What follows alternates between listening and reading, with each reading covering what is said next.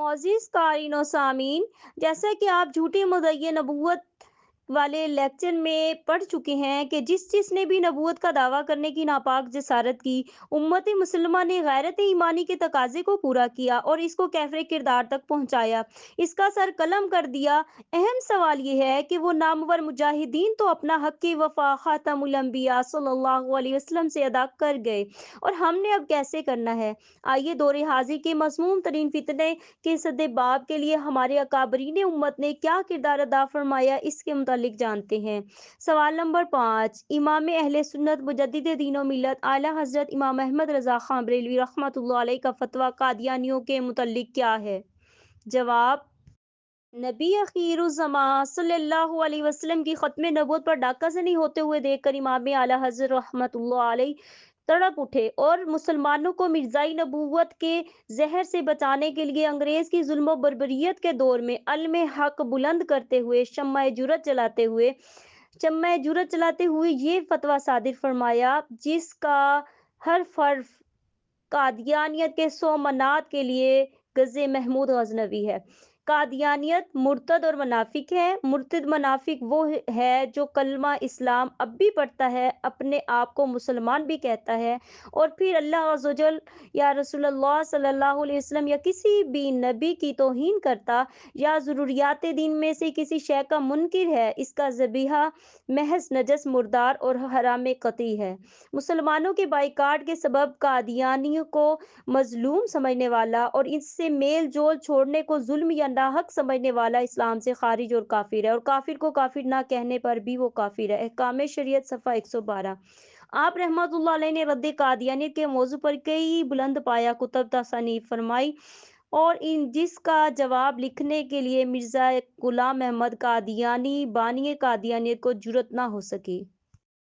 سوال نمبر 6، یہ قول کس کا ہے؟ جو شخص فتنہ قادیانیت کے خلاف کام کرتا ہے، اس کا صلہ جنت ہے اور میں اس صلے کا ضامن ہوں۔ جواب: حضرت علامہ سید محمد انور شاہ کشمیری رحمۃ اللہ علیہ۔ سوال نمبر 7، یہ قول کس بزرگ ہستی کا ہے کہ اگر ہم ختم نبوت کا کام نہ کریں تو گلی کا کتا بھی ہم سے اچھا؟ جواب: حضرت مولانا سید محمد انور شاہ کشمیری رحمۃ اللہ علیہ۔ سوال نمبر 8، اعلیٰ حضرت امام احمد رضا خان بریلوی رحمۃ اللہ علیہ نے کون سی کتابیں ختم نبوت پر لکھیں؟ جواب: جزا اللہ عدو باب آیت ختم النبوہ، اصول تصواب علی مسیح کذاب، حسام الحرمین، خلاصہ فوائد فتاوی، المبین و خاتم النبیین۔ آپ نے اور بھی کئی کتب تحریر فرمائی۔ سوال نمبر 9، مرزا غلام احمد قادیانی طویل کی کینچی سے میری حدیث کو کتر رہا ہے، بتائیے مرزا قادیانی کے متعلق یہ الفاظ کس شخصیت نے کہے ہیں؟ جواب: سرکار دو عالم خاتم النبیین صلی اللہ علیہ وسلم نے تاجدار گورا فاتح قادیانیت مامون من رسول سیدنا پیر مہر علی شاہ رحمۃ اللہ علیہ سے حالت رویہ میں یہ الفاظ ارشاد فرمائے۔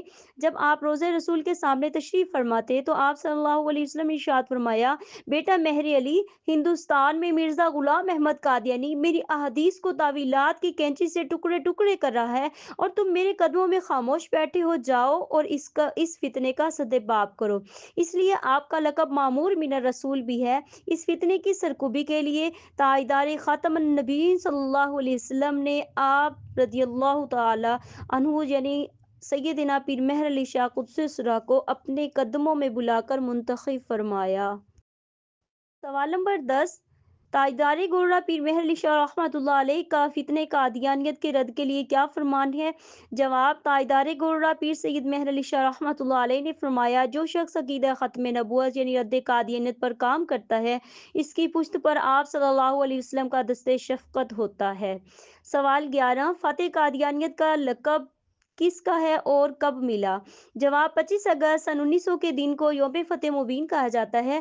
اس دن حق و باطل کا معرکہ وجود میں آیا جب مرزا غلام احمد قادیانی نے مناظر کی حیثیت سے سیدنا پیر مہر علی شاہ رحمۃ اللہ علیہ کو دعوت دی اور مقام لاہور طے پایا، جس پر پیر مہر علی شاہ رحمۃ اللہ علیہ 86 علماء کرام جملہ خلائق کے ہمراہ وہاں حاضر خدمت ہوئے۔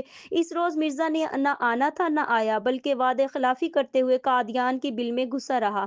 اس دن तमाम मकातिब फ़िक्र के लोगों ने ताजदार गोरडा पीर मेहर अली शाह रहमतुल्लाह अलैह को अपना इमाम मुजद्दिद वक्त तस्लीम किया और कई मिर्ज़ाई लोगों ने आप रहमतुल्लाह अलैह की तशरीफ़ आवरी और बयानात सुनकर मिर्ज़ाइयत पर लानत भेजकर आपसे शर्फ़ बैत पाते हुए सच्चे दीन इस्लाम को कबूल किया।